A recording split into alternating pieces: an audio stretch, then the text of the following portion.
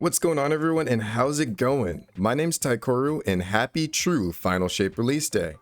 I'm saying that on the Wednesday, the day after the release though, as the servers on day one were just infested with error code current. But now that the servers are stabilized, it's time to jump on and have a blast with the new Prismatic Subclass. Today I'm bringing my first Prismatic build to the channel, and oh boy, this one's absolutely stacked.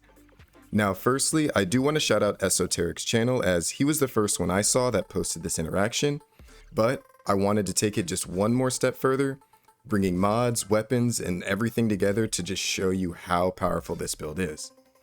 And what exotic are we using?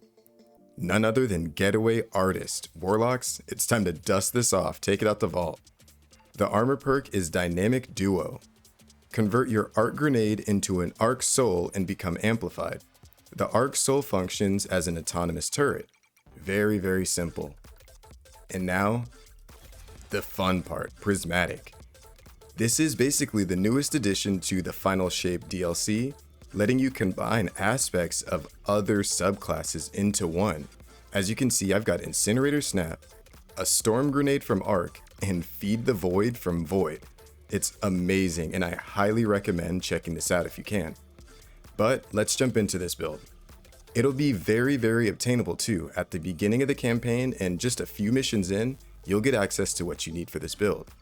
For our super, we're going to be using Nova Bomb, as this is just a great super to pop and get a bunch of damage off very quickly.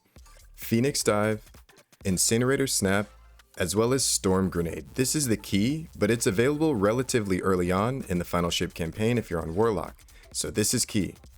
As well as Feed the Void and Bleak Watcher. Now, all of this paired together is, I know, confusing because it's just four different subclasses. That's insane. But let me break down how it works. This is a Storm Grenade, which is an Arc Grenade, and it will function with Getaway Artist. When you hold down your grenade and proc that Arc Soul, you'll also pop out a Bleak Watcher Stasis Turret, giving you an Arc Turret on your shoulder and a Stasis Turret on the ground popping out of you. It's so unbelievably broken. And then to top it off, when your Arc Soul or Stasis Turret gets kills, it will instantly proc Devour, and Devour will grant additional health and grenade energy. This will 100% refill your Storm Grenade way before your Arc Soul or Stasis Turret even goes out. This will give you the option to either proc another one for so many Stasis Turrets on the field, or you can start spamming Storm Grenades for extra damage. It's unbelievable, and you'll see Amplified Arc Soul, Devour, your Bleak Watcher out all at once, and you'll be amplified from Getaway Artist. It's so broken, guys. The amount of turrets you can get out is very, very strong. I think this might be a day one option, so keep your eyes out. Fragment wise, I know these are all locked, so I'm just going to flash over them very quickly. We all have access to them. Facet of Purpose, Courage, Facet of Dawn, Facet of Protection, as well as Facet of Balance. This one is unlocked a little bit later, but you can still get access to it before the campaign is over. These 5 are all you need. Now, weapon-wise, this is honestly a free-for-all. You can choose whatever you want. When you see the gameplay, the build and the amplification, the Stasis Turret, and the Arc Soul carries itself.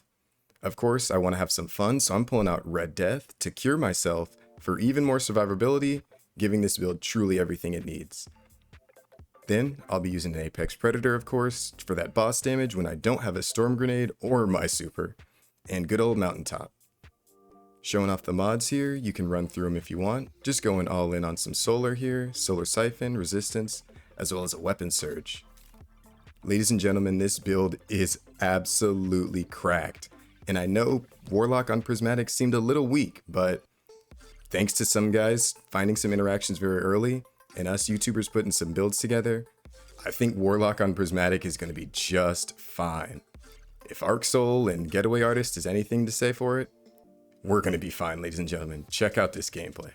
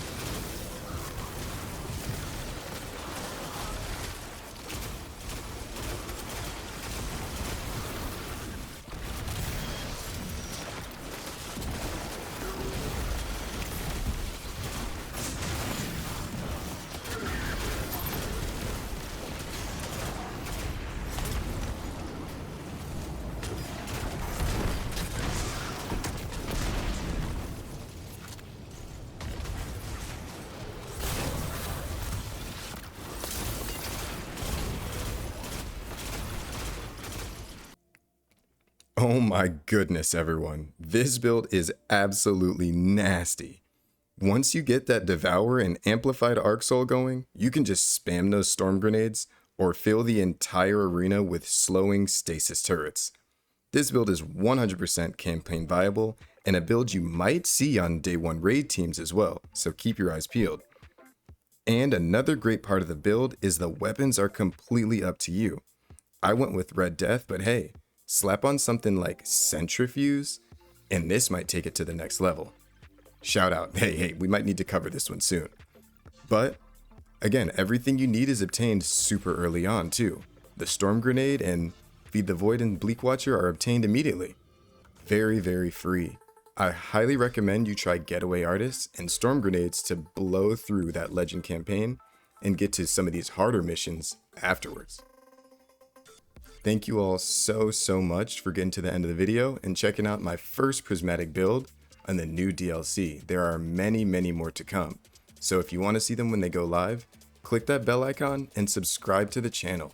I really appreciate the growth, and it's the viewers like you that make this possible. Thank you all so very much, and comment down below what else you'd like to see and how you feel about the story and the lore of the campaign. As always, thank you all for watching, and I'll see you around.